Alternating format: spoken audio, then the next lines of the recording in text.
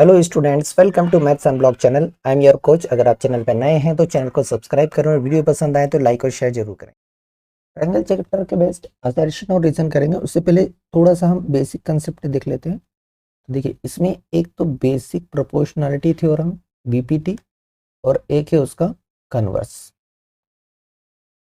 तो बीपीटी लगाने के लिए कंडीशन क्या है, यहाँ पर अगर आपको गिवन है एक ट्रायंगल के अंदर कि इन ए ट्रायंगल, एक ट्रायंगल में कोई भी ट्रायंगल ले लेते हैं, जैसे ये ट्रायंगल एबीसी है। इस ट्रायंगल के अंदर एक लाइन है, ये रही डी ई से होकर जा रही है, ये पैरेलल है बीसी के। तो यहाँ गिवन ये होना चाहिए कि D E parallel to BC. तो इसका जो रिजल्ट रहता है, मतलब इससे आपका आउटपुट क्या मिलता है, इसका रिजल्ट ये मिलता है कि ए बी और ए सी साइड इक्वल पार्ट में डिवाइड होते हैं। दैट मीन्स ये ए डी और डी बी वाला पार्ट है और ये ए ई और ई सी वाला पार्ट इक्वल होता है। ठीक है, देखिए यहाँ पर ये ए डी और डी बी क्या है, इस ए बी लाइन के पार्ट है। ये वाला भी पार्ट है, ये वाला भी पार्ट है, ये भी पार्ट है, ये पार्ट है। यहाँ पर अब जो मिल रहा है आपको इक्वल रेशियो में, ये ट्रायंगल की साइड मिल रही है। ठीक है, बीच वाली जो डी ई है इसका कोई लेना देना नहीं है। तो यहाँ पर आप ऐसा इसको याद रख सकते हैं कि ये पार्ट बाय पार्ट है ट्रायंगल की साइड का। इसी का कोरिलरी पार्ट है जिसमें आप +1 करके बनाते हैं। तो इससे क्या मिलता है आपको, ये A D by A B is equal to A E by E C मिलता है। या फिर ऐसा बोल सकते हैं आप कि ये D B by A B equal to E C by A B मिलता है। तो ये जो है ये इसका कोरिलरी से लिया हुआ है। इसको याद करने की ट्रिक है कि इसमें आप देखिए, ये ऊपर वाला पार्ट है और नीचे वाला फुल साइड है, मतलब ये पार्ट बाय होल के फॉर्म में, साइड का पार्ट ऑफ साइड और होल साइड, पार्ट होल इस तरह से। तो क्वेश्चन में हम डायरेक्ट अप्लाई करेंगे मल्टीपल चॉइस में, असोसिएशन में। तो आपको ये ध्यान रखना है, जहां पर साइड पार्ट चल रहा है वहां पार्ट बाय पार्ट लगा देंगे, जहां होल का काम आएगा वहां पार्ट बाय होल लगा के ये कंसेप्ट यूज कर लेंगे। अब इसकी जो कन्वर्स वाली थ्योरम है, कन्वर्स में जस्ट अपोजिट है। तो कन्वर्स वाली थ्योरम में ये आपको गिवन रहेगा और ये आपका रिजल्ट रहेगा। मतलब जब आपको लाइन प्रूफ करना है, ट्रायंगल की किसी साइड के पैरेलल कोई लाइन प्रूफ करना है, तो आप कन्वर्स ऑफ बीपीटी लगाएंगे जस्ट रिवर्स में। इसके बाद नेक्स्ट कंसेप्ट है यहाँ पर जो कि है सिमिलैरिटी का। तो सिमिलैरिटी का रूल समझ लीजिए, दो ट्रायंगल अगर सिमिलैरिटी है, सिमिलैरिटी ऑफ ट्रायंगल,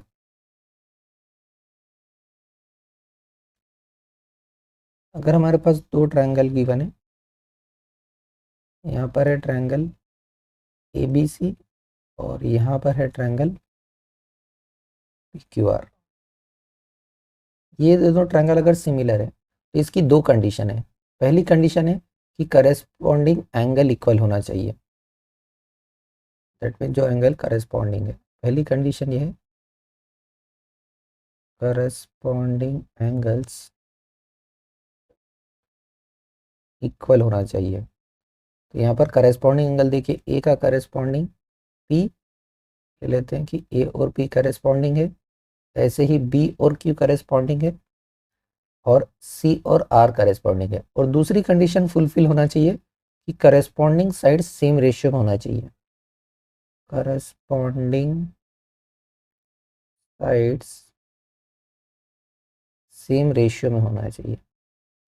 इस सेम रेशियो को आप दूसरा वर्ड भी यूज कर सकते हैं कि करस्पॉन्डिंग साइड प्रोपोर्शनल होना चाहिए। दैट मीन्स पहले वाले ट्रायंगल की तीन साइड देखिए कौन कौन सी है, ए बी, बी सी और सी ए। इनका रेशियो दूसरे ट्रायंगल की साइड से, दूसरे ट्रायंगल की करस्पॉन्डिंग साइड बनेगी पी क्यू, क्यू आर और आर पी। ये तीनों रेशियो इक्वल होना चाहिए। ठीक है, ये दोनों कंडीशन होना चाहिए। तो हर बार ये कंडीशन हम चेक नहीं करते हैं, जब भी सिमिलैरिटी ऑफ ट्रायंगल आएगी तो हम सिमिलैरिटी रूल यूज करेंगे। यहाँ पर तीन रूल्स हैं। पहला रूल है एंगल एंगल एंगल, मतलब अगर पहली वाली कंडीशन सेटिस्फाई हो रही है, करेस्पॉन्डिंग एंगल इक्वल है, तो सेकंड वाली सेटिस्फाई होगी ही होगी। और इसी का एक कोरिलेरी पार्ट है जिसमें आप केवल दो एंगल को लेके भी कर सकते हैं कि दो एंगल इक्वल है, कोई नहीं, दो ट्रायंगल में केवल ये दो, ये दोनों एंगल इक्वल है तो तीसरा एंगल सम प्रॉपर्टी से हो ही जाएगा। तो ये वाला है। सेकंड है एस एस एस, मतलब ये सेकंड वाली कंडीशन सेटिस्फाई हो रही है एसएसएस। अगर सेकंड कंडीशन सेटिस्फाई हो रही है कि करस्पॉन्डिंग साइड सेम रेशियो में, तो फर्स्ट कंडीशन सेटिस्फाई होगी ही होगी, मतलब दोनों ट्रायंगल सिमिलर हो जाएंगे। ये एसएसएस रूल। तीसरा जो है दोनों का मिक्स, तीसरा रूल है एसएएस।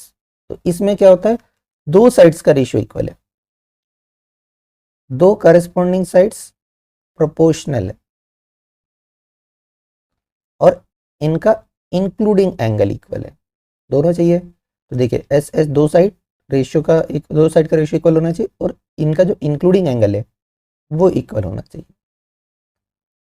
तब हम लगाएंगे ये एस एस रूल है। जनरली जो मल्टीपल चॉइस हम करेंगे उसमें ये वाला यूज सबसे ज़्यादा होगा, मतलब ये मान सकते हैं आपके 70% तो यही यूज़ होता है।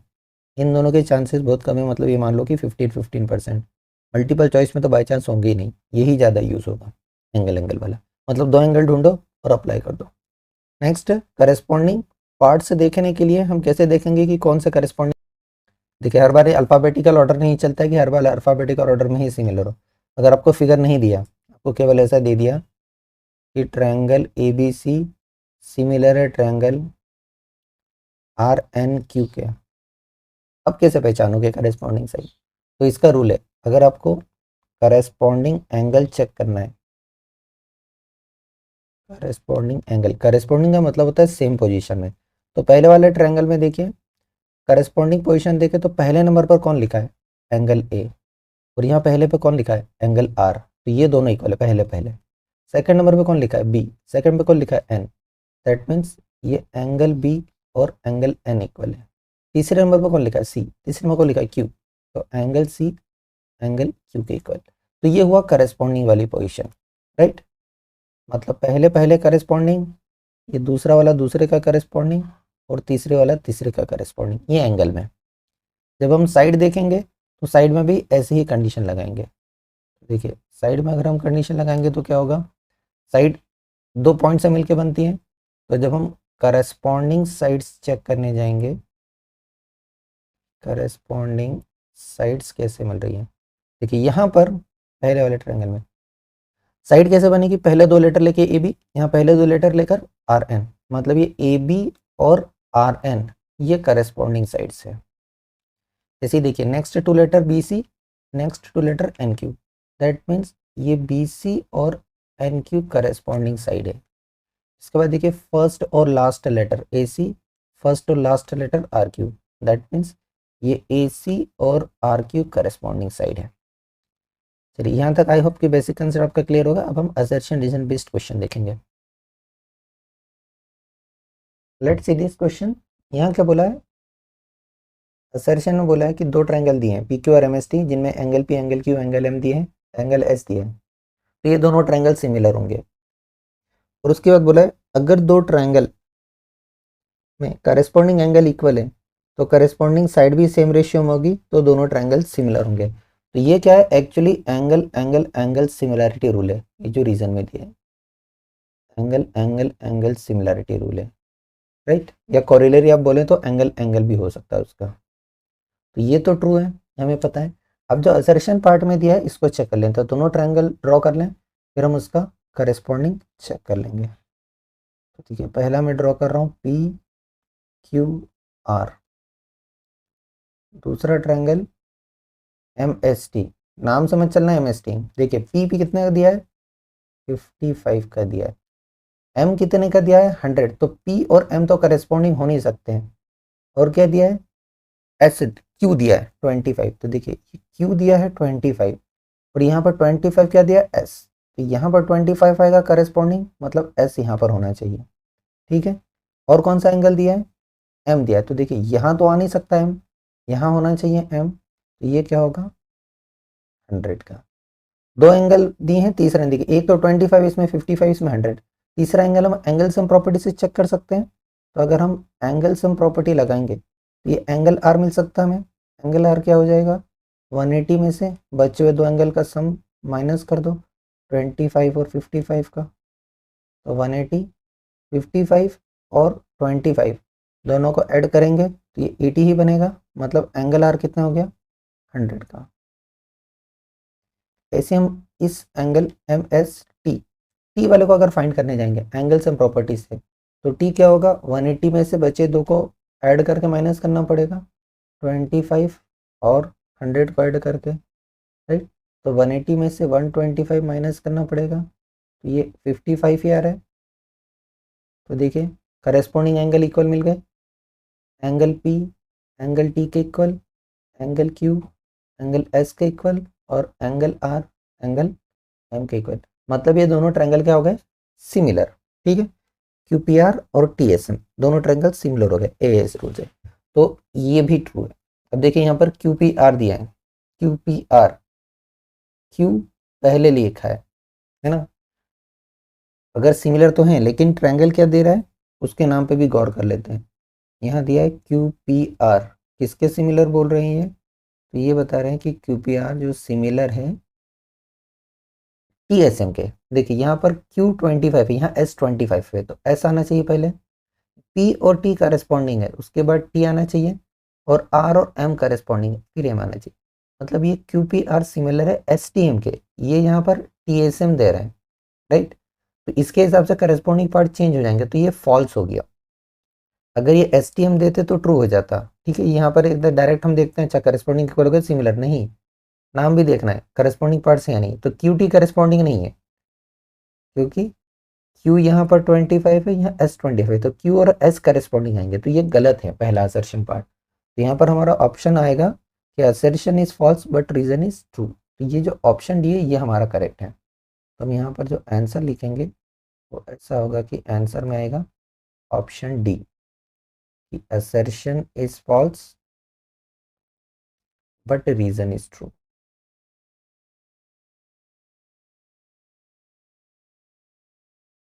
नेक्स्ट देखिए यहाँ बोला है assertion में two sides and the perimeter one triangle are respectively 3 times the corresponding side and perimeter of the triangle and the two triangles are similar. और रीजन दिया है in two triangles side of one triangle are proportional to the side of other triangle.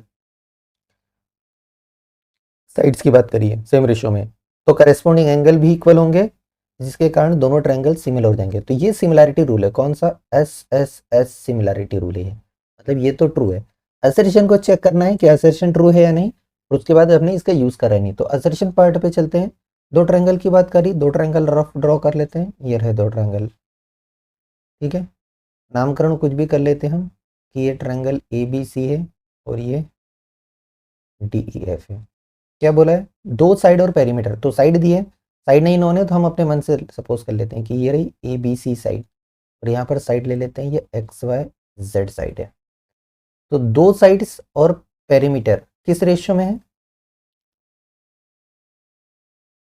3 times है, ठीक है, corresponding side और इसके। That means ये जो A है ये 3 टाइम्स ऑफ X है, B जो है वो 3 टाइम्स ऑफ Y, दो साइड तो हो गई, और तीसरा उनने पेरीमीटर की बात करी। पेरीमीटर होता है सम ऑफ साइड, तो अगर हम पेरीमीटर निकालें पहले वाले ट्रायंगल ABC की, तो पेरीमीटर क्या हो जाएगा, तीनों साइड का सम, दैट मीन्स XYZ। और दूसरे ट्रायंगल की अगर पेरीमीटर निकालें इस DEF की, तो तीनों साइड का सम, सॉरी पहले वाले की हमारी ABC है और दूसरे वाले की XYZ है, मैंने उल्टा लिख दिया। पहले वाले की अगर हम पेरीमीटर देखें तो तीनों साइड है ABC, मतलब ABC का सम, और DF की पेरीमीटर हो जाएगी XYZ का सम। तो यहाँ पर ये बोल रहे हैं कि ये जो पेरीमीटर है ABC की, ये भी 3 टाइम्स होगी पेरीमीटर ऑफ DEF। तो यहाँ से आप Z और C का रेशियो फाइंड कर सकते हैं। तो देखिए पेरीमीटर ऑफ ABC आप रख देंगे A plus B plus C, और ये 3 टाइम्स हो जाएगी किसके, X plus Y plus Z का, ठीक है। तो देखिए A X का 3 टाइम है, B Y का 3 टाइम्स है, और C Z का हम निकालेंगे तो इसी रेशियो में निकलेगा, ठीक है। तो A के प्लेस पर हम 3X रख दें, B के प्लेस पर 3Y रख दें, C को एट इज 3 का मल्टीप्लाई कर दें, ये हो जाएगा 3X plus 3Y plus 3Z। अब आप देख लो ये X वाली टर्म तो कैंसिल आउट हो रही है, और Y वाली, तो क्या मिल गया, C थर्ड साइड का रेशियो भी क्या मिल गया, 3Z, मतलब जो C आ गया वो 3Z के इक्वल आ गया। अगर आप यहाँ से देखें कि करेस्पॉन्डिंग साइड्स का रेशियो आप निकालें, तो AB बाई DE का रेशियो निकालेंगे, तो ये क्या हो जाएगा, इस A बाई B का रेशियो, मतलब ये हो जाएगा, सॉरी, ए बाय एक्स का रेशियो, ये हो जाएगा ए और एक्स वाले साइड पर चाहे तो आप एक्स रख सकते हैं, ए के टर्म में कन्वर्ट कर सकते हैं, या फिर हम ए के प्लेस पर 3x रख लेते हैं, तो हो जाएगा 3x बाय एक्स, मतलब ये रेशियो बना 3/1। ऐसे ही अगर हम बी सी और ई एफ साइड का रेशियो देखें तो ये है बी बाय वाई, बी की वैल्यू रख दें तो हो जाएगा 3y/y, ये भी 3/1। ऐसे अगर हम तीसरी साइड का रेशियो देखें, ये ए सी साइड और डी एफ साइड का, तो हो जाएगा c/z, सी के प्लेस पर हम रख सकते हैं 3z और नीचे z, ये भी 3/1। तो क्या मिला हमें यहाँ पर कि ये A B by D E equal to B C by E F is equal to A C by D F. तो ये क्या है, तीन करस्पॉन्डिंग साइड सेम रेशियो में, तो यहाँ एस एस एस सिमिलैरिटी लगा के ही आप दोनों ट्रायंगल को सिमिलर करेंगे, तो दोनों ट्रायंगल सिमिलर हो जाएंगे, ये हमारे ए बी सी सिमिलर हो जाएगा डी ई एफ के।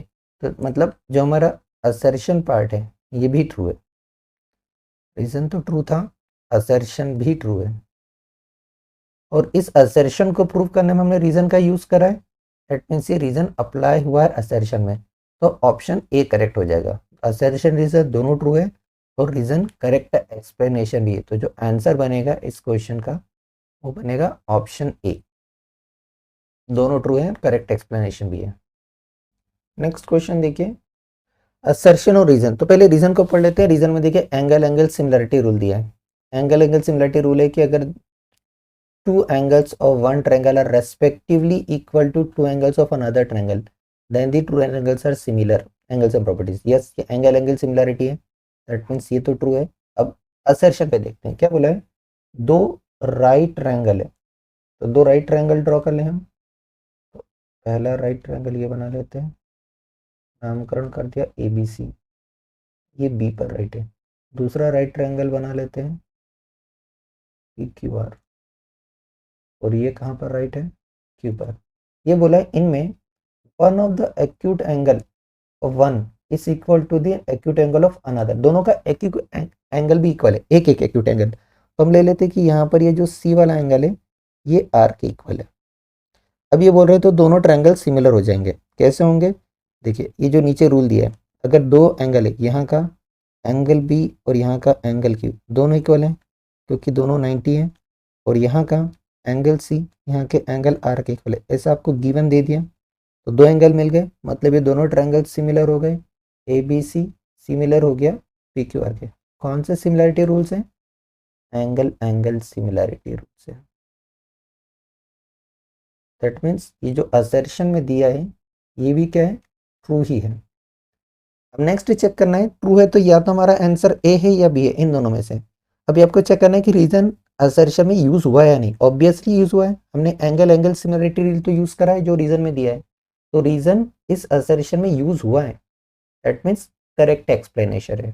तो जो आंसर होगा इसका वो हो जाएगा ऑप्शन ए, कि असर्शन रीजन दोनों ट्रू हैं और रीजन करेक्ट एक्सप्लेनेशन है।